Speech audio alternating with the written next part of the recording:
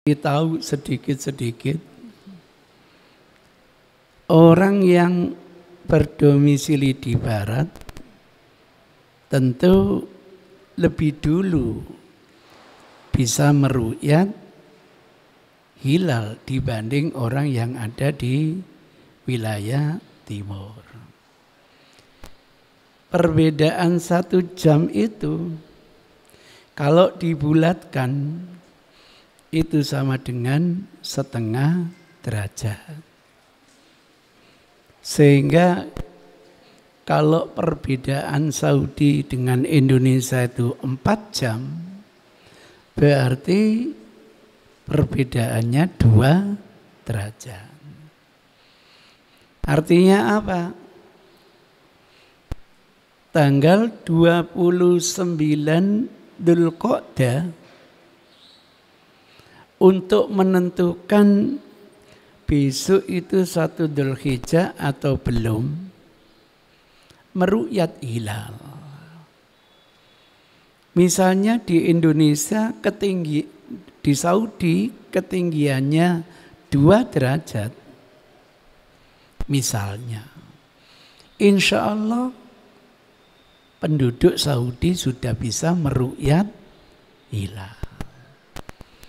Karena memang kondisi geografisnya itu Masya Allah Sahara yang luas, sehingga melihat kesejatian ufuk itu tidak sulit.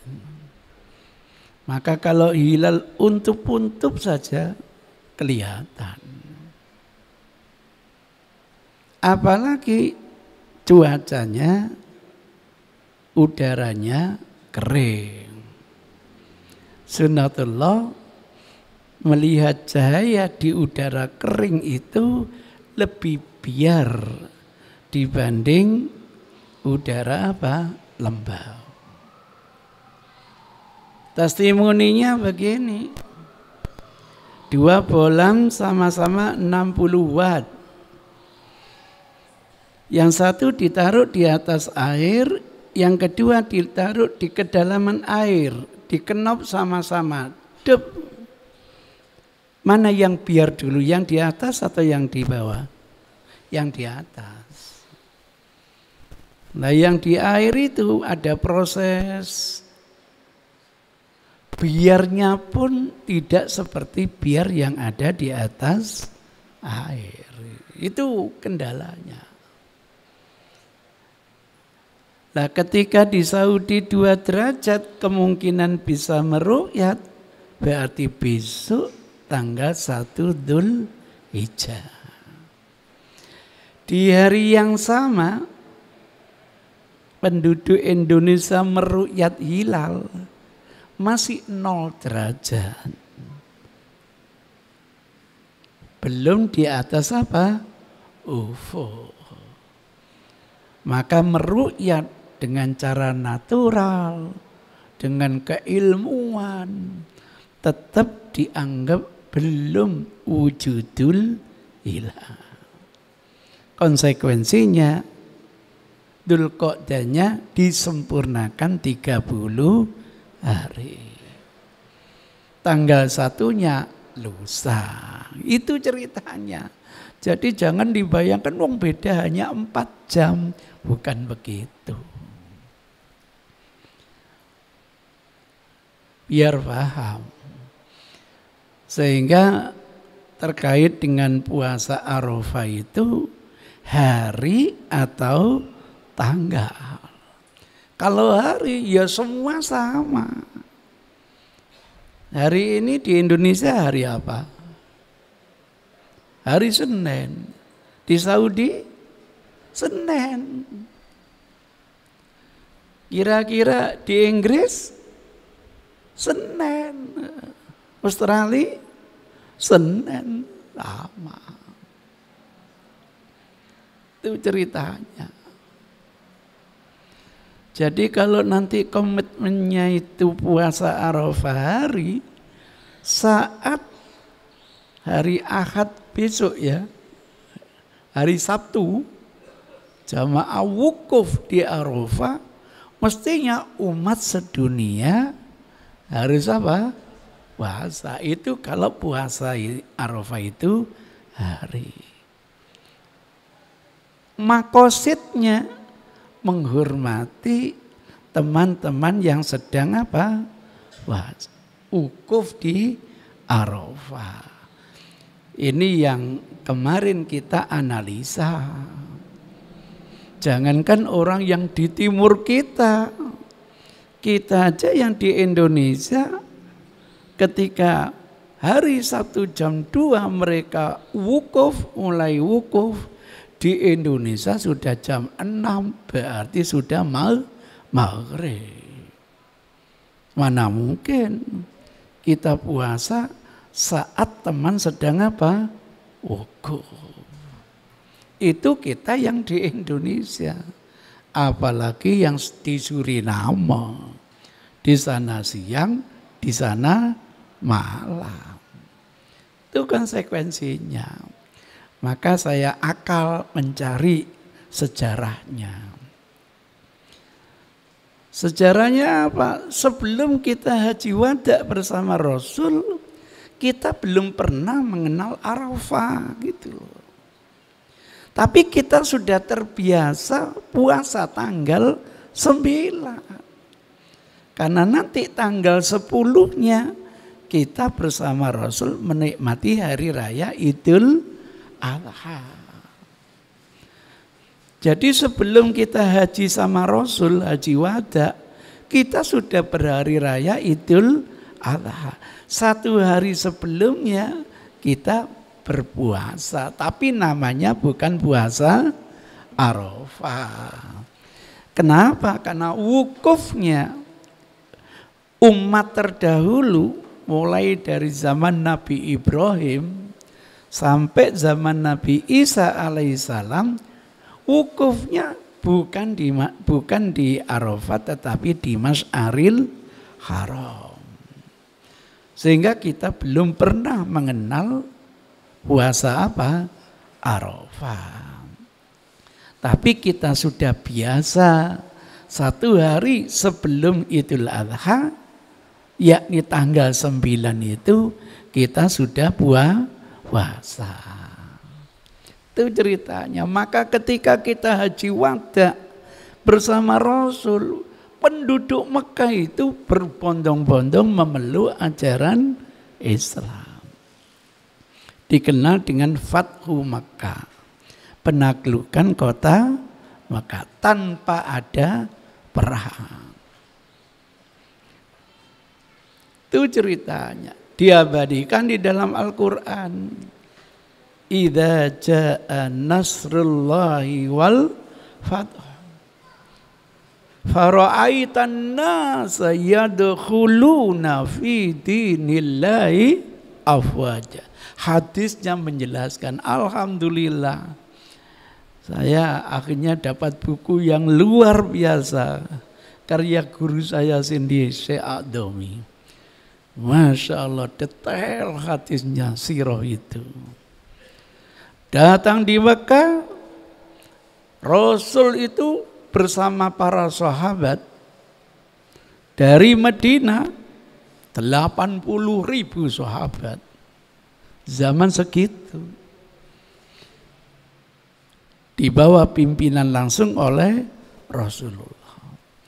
Dari Yaman 20.000 sahabat dibawa pimpinan Ali bin Abi Thalib.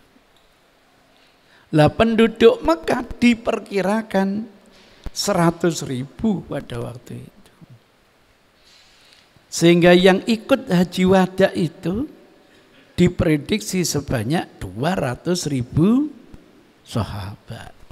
Kalau definisi sahabat itu siapa yang pernah melihat Nabi dalam kondisi Islam, wafatnya dalam kondisi Islam. Walaupun tidak meriwayatkan hadis, tetap namanya sahabat. Dari 200.000 sahabat yang dimakamkan di Ma'la itu hanya 2.000 sahabat yang dimakamkan di Baqi 8.000 sahabat. Kemana yang lain? Berapa ribu sahabat dikirim oleh Umar ke negeri Mesir di bawah pimpinan Uqbah bin Amir al-Juhani. Berapa puluh ribu dikirim ke negeri Yaman di bawah pimpinan Abu Musa al-Ash'ari. Berapa ribu sahabat dikirim ke negeri Syam di bawah pimpinan Ali bin Abi Thalib. Berapa ribu sahabat yang dikirim sampai ke negeri Cina di bawah pimpinan Sa'ad bin Abi Waqqas. Untuk ke negeri Cina lewat Persia dulu, Iran. Ada yang lewat darat, lewat Kanton, endingnya ke negeri Cina. Ada yang lewat laut ke India, ke Selat Malaka, ke Brunei, endingnya ke negeri Cina. Sambil memperdagangkan sutra. Dikenal dengan jalur sutra. Karena Yaman sejak zaman jahiliyah sudah terkenal industrinya. Di bawah pimpinan Ratu Bilqis, kolaborasi dengan Nabi Sulaiman. Sehingga kiswa, bajunya Ka'bah, dulu selama itu dibuatnya ada di negeri Yaman. Baru-baru saja alih teknologi ke Hijaz, sehingga tidak lagi diproses di Yaman, tapi diproses di Makkah. Belum berapa puluh tahun, selamanya sejak zaman Rasul dulu, kiswah bajunya Ka'bah produksi masyarakat Yaman. Bajunya Rasul kain hibaro, itu wilayah Yaman. Itu ceritanya. Sehingga kita yakin Islam masuk ke Indonesia sejak zaman Umar bin Khattab. Terbukti abad ketiga sudah ada kerajaan Islam Samudra Pasir. Bahkan 100 tahun sebelumnya sudah ada kerajaan yang lebih tua lagi, yakni Perla. Saya ketika mendatangi syekhnya ini, makamnya itu hampir 3 meter gitu. Berarti orang dulu itu tinggi makamnya itu. Ada maisatnya. Maka hati-hati bicara sejarah masuknya Islam ke Indonesia yang disusun oleh Orgonyonyo ini gitu. Masa Islam katanya baru masuk ke Indonesia abad 7 Hijriyah. Padahal abad ketiga sudah ada kerajaan Islam. Abad ke-7 itulah masa kolonialisasi, sehingga membuat opini dulu orang Indonesia ayam, tentrem, raharjo. Begitu kedatangan Islam ribut, padahal yang bikin ribut mereka. Itu namanya lempar batu sembunyi tangan. Ulahnya Yahudi ya begitu itu. Itu gambarannya. Sehingga apa yang terjadi? Masya Allah. Ketika kita sedang wukuf bersama Rasul, ternyata kok wukufnya tidak di Masyaril Haram. Awalnya kita curiga, apalagi orang-orang Makkah. Tiba hajinya Rasul itu napak tilas perjalanan Nabi Ibrahim. Tanggal 8 tarwiyah di Mina. Paginya diajak ke Masyaril Haram.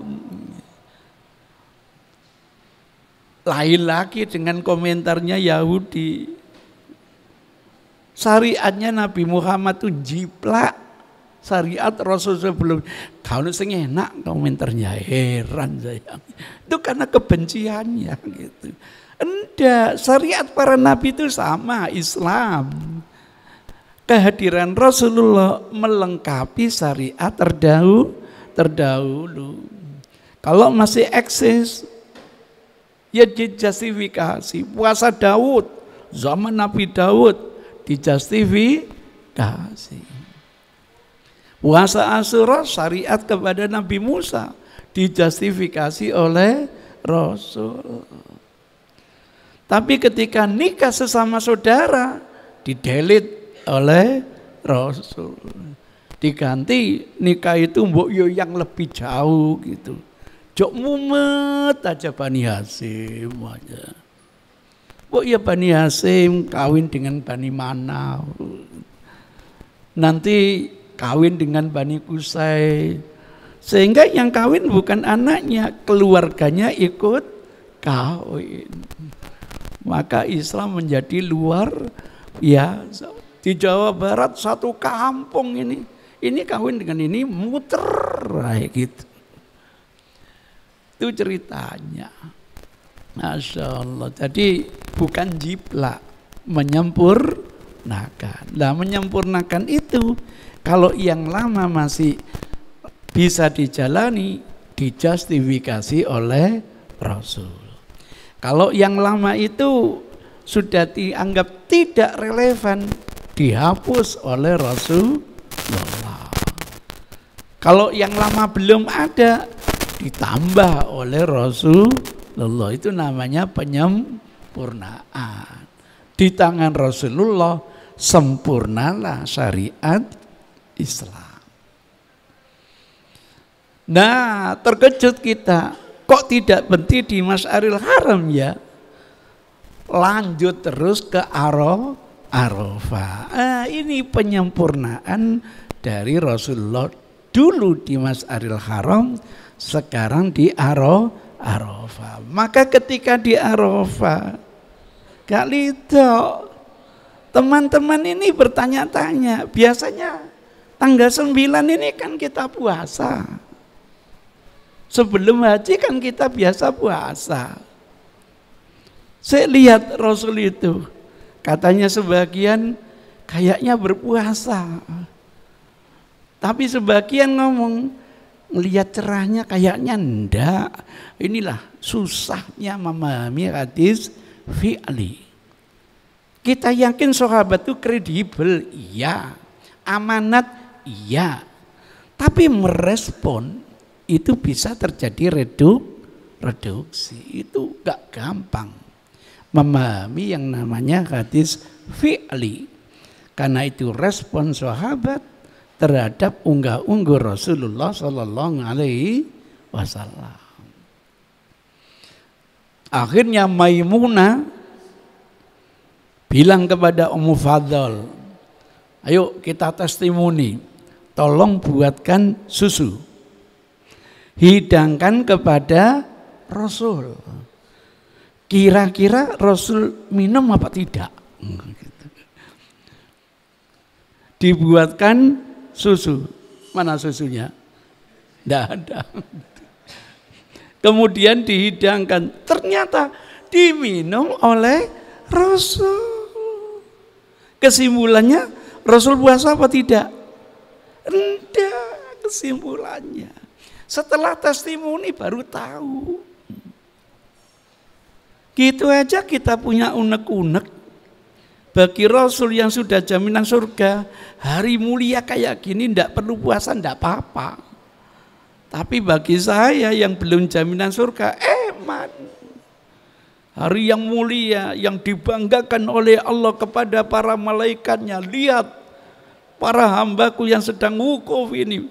Tidak ada lagi tampir antara aku dengan hambaku. Masya Allah. Doa apa yang tidak diistajabi oleh Allah?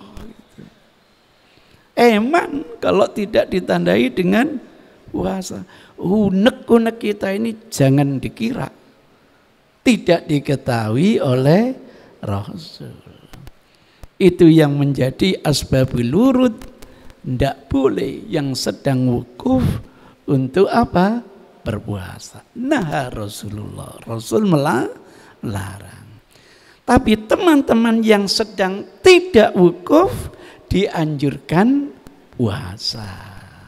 Nah ini permasalahannya hadis ini menggunakan matlak lokal atau matlak internasional. Itu masalahnya. Kalau memahami matlak internasional, ya hari tadi semua warga yang namanya umatnya Nabi Muhammad dimanapun dianjurkan apa? Puasa. Itu ceritanya. Apalagi dikenal puasa hari Arafah gitu. Kalau teman salafi saya ingatkan, karena di zaman sahabat penduduk Syam itu berhari raya lebih dulu daripada Hijaz. Ya maklumlah negeri Syam kan lebih barat daripada Hijaz. Bisa saja penduduk Syam sudah meru'yat hilal, tetapi yang namanya penduduk Hijaz belum. Itu di wilayah seperti itu sudah terjadi beda hari raya. Itu ceritanya. Nah, maka kalau mengacu kepada tanggal, setiap wilayah hukmi nanti menentukan kapan datangnya tanggal 9 Dzulhijjah. Alhamdulillah tahun ini dua Muhammad sama gitu. Muhammadiyah dan Muhammad NU sama gitu. Alhamdulillah. Seneng kita gitu. Jadi tanggal 9-nya hari apa? Hari Ahad. Nah, kalau gitu hari rayanya hari Senin. Teman-teman yang puasa Arafahnya nanti hari Sabtu, hari rayanya kapan? Diwian. Diwian. Muhammad iya gak ngadakan, Muhammad NU gak ngadakan. Terus hari raya sama siapa gitu. Kan di Indonesia hanya ada dua, kalau enggak Muhammad iya, Muhammad NU gitu. Padahal ada Muhammad Irsyad, ada Muhammad Khairiyat, tapi pokoknya masjid kalau jidori Muhammadiyah gitu. Ini ono jidori Muhammad NU, gampang ditenani gitu. Ternyata ada di perumahan masjid ada jidornya, ternyata masjidnya Muhammad iya gitu. Kaget saya. Itu ceritanya, Masya Allah. Kenapa kok jadi senengannya bertengkar aja. Ya, mudah-mudahan nanti datang Rasul yang bisa menyatukan gitu. Itu gambarannya. Jadi supaya Bapak Ibu tidak kaget, tidak bingung lagi, tidak tanya lagi jadi puasa Arafahnya kapan Ustadz? Ya terserah sampean gitu. Sampai yakin hari Sabtu monggo. Kalau hari Sabtu puasa Arafahnya mestinya hari rayanya hari Ahad gitu. Tapi kalau yakinnya puasa Arafahnya hari Ahad, hari rayanya berarti hari Senin. Itu namanya berpikir secara konsisten gitu. Itu ceritanya. Mudah-mudahan sudah cukup tambahan penjelasan untuk puasa Arafah. Jadi permasalahannya bukan beda 4 jamnya. Zaman sahabat itu bedanya enggak sampai 4 jam sudah terjadi perbedaan. Jangan lagi ada yang komentar, Ustadz, nanti kalau masyarakat ada di Kauman meruqyat, Serujo enggak meruqyat gimana? Waduh, ini enggak ngerti ilmu hisab itu. Bedanya hanya 200 meter Pak, gitu. Muncul pertanyaan, kalau Kauman itu meruqyat Ustadz, Tapi Sidoarjo, Serujo timurnya, desa timurnya belum meruyat. Gimana Ustaz? Itu pertanyaan petunjuk tidak ngerti ilmu hisab gitu. Ini permasalahannya sampai jam-jaman perbedaannya, bukan sekian ratus meter beda. Anda masuk namanya wilayatul hukmi. Dengan tuntasnya penjelasan ini, mohon untuk tidak ragu lagi, silahkan. Saya tidak pernah mendoktrin, tapi insya Allah kalau tidak ada fanatik, tidak ada a priori, kretek Allah memberikan petunjuk, kok ini yang kira-kira benar, ikutilah. Ya Allah, kalau masih keliru, mudah-mudahan dapat 1 pahala. Kalau benar, mudah-mudahan dapat 2 pahala. Itulah kemampuan kami dalam mencari sebuah kebenaran. Nanti kalau ada waktu saya ingin belajar Quran dan hadis, biar saya jadi mujtahid kayak Imam Syafi'i, monggo gitu. Selagi masih belum mampu, Allah Maha Faham, Maha Bijak. Oh, hambaku sudah ikhtiar mencari kebenaran dengan caranya masing-masing. Allah akan menghargai setiap kiprah hambanya. Mudah-mudahan itu akan terjadi.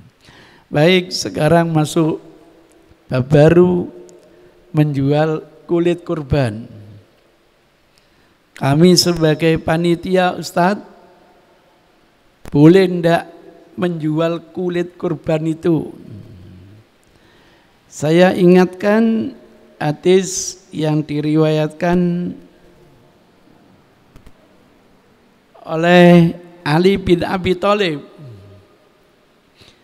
An Ali ibni Abi Thalibin radhiyallahu anhu qala, ada Rasulullah sallallahu alaihi wasallam mi'ata badana fa amaroni an akuma ala budnihi wa amaroni, ini stressingnya, wa amaroni an aksima budnahu kullahu luhumaha wa juludaha wa jilalaha fil masakin. Saya kasih tanda merah, saya blow up, saya blok, biar kelihatan dari belakang itu. Kalau masih enggak kelihatan, ngajinya bawa keker, Bu. Masjid sekian luasnya, Bu, ya setiap ada monitor, Bu. Oh gitu. Kalau enggak punya duit, pinjam, ya gitu. Minta lazismu, lazismu kaya. Butuh berapa? 1, 2, 3, 4, 5, 6, 7, 8, 9, 10. Hanya 10. Katakanlah kali 20 juta. Berapa, Pak? Enggak 1 sampai 1 M kok. Insya Allah, sehingga jamaah itu puas sekali melihat datanya begitu. Jadi perintah Rasul kepada Ali, anggap Ali ini sebagai panitianya gitu. Wa amaroni, dan saya diperintah oleh Nabi an uksima, untuk membagi budnahu, untanya, kullah, seluruhnya dibagi. Semuanya harus dibagi. Apa aja? Luhumha, dagingnya dibagi. Juludha, kulitnya dibagi. Jilalaha, aksesorisnya, petandanya, sepatunya, jual ndak boleh, semuanya harus dibagi.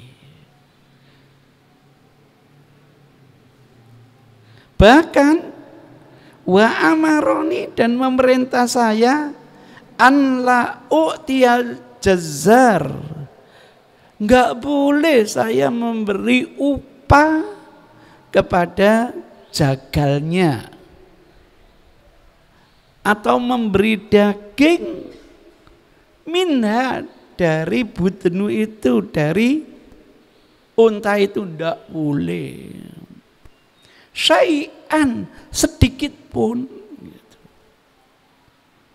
Kebetulan jagal ikut panitianya gitu. Kebetulan gitu. Waqala, dan berkata Ali, nahnu, kami, nu'ti min indina, memberi dari sisi kami, bukan dari binatang kurban gitu loh. Dari hadis ini jelas boleh ndak menjualnya? Ndak boleh gitu. Karena ndak boleh diapakan? Dibagi gitu. Lah Pak Yai, yang saya dengar bagine sing adil supaya rata gitu. Sehingga ada kasus jamaah saya dapat kulit sak nyari ini gitu. Lah kambingnya satu dibagi wong 46 itu loh. Suruh bagi sama rata.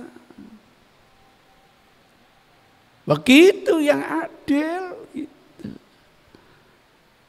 Menghadap saya beritahu, Ustaz, alhamdulillah saya dapat tuh kulit satu nyari gitu. Bagus ini. Walaupun dapat sedikit tetap alhamdulillah. Bersyukur. Pertanyaannya ini yang susah saya komentarnya. Ini untuk apa Ustaz? Ini yang susah saya jelaskan ya. Ya saya bilang kan bisa untuk gantungan kunci gitu.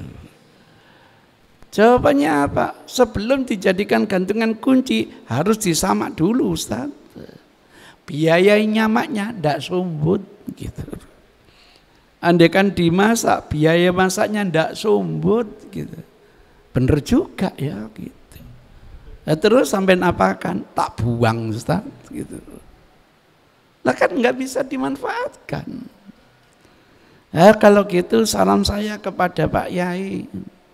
Semua harus bagi sama rata. Nah terus bagi kepala satu jadi 46 itu piye gitu loh. Kepalanya harus dibagi sama rata. Muga-muga gak oleh ide petok ambean. Segitu Pak. Gak boleh dijual.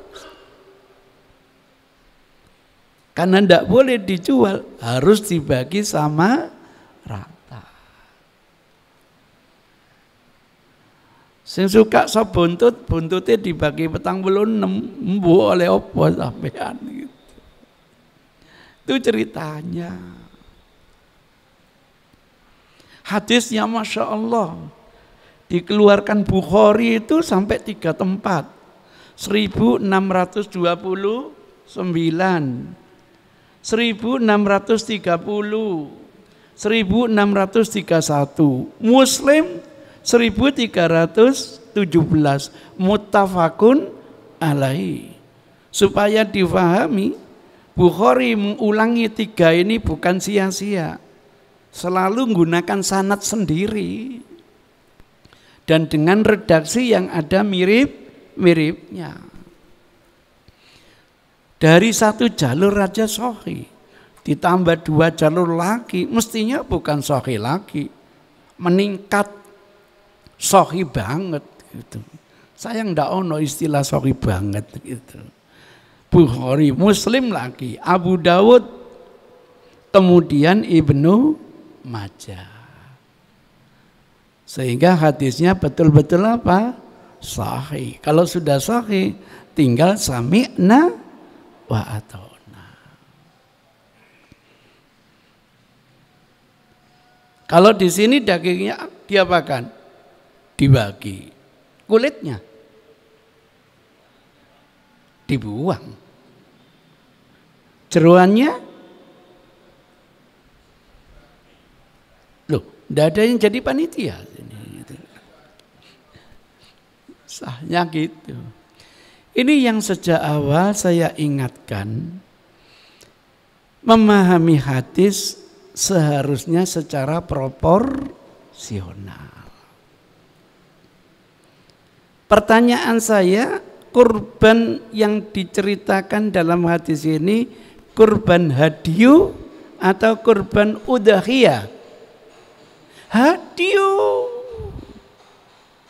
Dari mana hadyu? Tahu ada Rasulullah. Rasulullah menyembelih kurban hadyu sebanyak 100 unta. Disembelih, ada riwayat 30, yang sisanya diserahkan kepada Ali. Anggap Ali itu adalah panitia, monggo. Tapi kalau kurban udhiyah, etikanya itu disembelih sendiri-sendiri gitu. Dan mohon maaf, dalam kurban udhiyah sebelum kita hajian sama Rasul, belum pernah membaca hadis panitia kurban gitu. Maka sesuai dengan pola fikir teman-teman salafi, panitia kurban itu baik atau tidak? Baik. Pernah dicontohkan Rasul atau tidak? Enggak. Pernah dicontohkan salafus soleh? Enggak. Andaikan yang baik itu benar, Rasul yang pertama kali harus memberi contoh. Karena Rasul tidak memberi contoh, berarti apa? Bid'ah. Enak. Ceramah pakai model teman salafi paling gampang. Disembelih sendiri gitu. Lah saya ingin nyembelih sendiri tidak bisa. Minta tolong kepada orang lain. Boleh apa tidak? Kenapa tidak boleh? Karena saya minta tolong, saya kasih yang namanya entah tip, entah baksis namanya, entah fee, atau entah hadiah. Boleh apa tidak? Nah, supaya dibedakan gitu. Kalau haji sudah ada panitianya, penyembelih tidak boleh dikasih apa. Maka kalau ada pengumuman dam 250 real plus pembiayaan dan plus penyembelihan, biaya penyembelihan, bohong. Tidak boleh ada pemberian kepada penyembelihan sedikit pun. Itu nasnya jelas. Berbeda dengan kurban apa? Udhiyah, karena tidak mampu minta tolong, wajar dong kalau kita memberi. Tidak bisa dikiaskan, hukumnya lain. Ada yang tanya tapi belum terjawab, cara menyembelihnya apa disebutkan atau tidak? Lain. Tempat penyembelihnya lain, distribusinya juga lain. Untuk hadyu spesial untuk kaum miskin. Nilainya sedekahkan seluruhnya. Tapi kalau udhiyah enggak, kebersamaan. Kiainya punya mobil 2, boleh dikasih? Boleh. Beda ini ceritanya. Jadi hadis ini sahih, porsinya di kurban apa? Udhiyah. Nah, kalau kita sudah paham begitu, bagaimana kalau kurban ini kurban hadyu, mohon maaf. Bagaimana kalau kurban udhiyah? kita lanjutkan minggu depan insya Allah. Terima kasih. Billahi hidayah wa taufik. Assalamualaikum warahmatullahi wabarakatuh.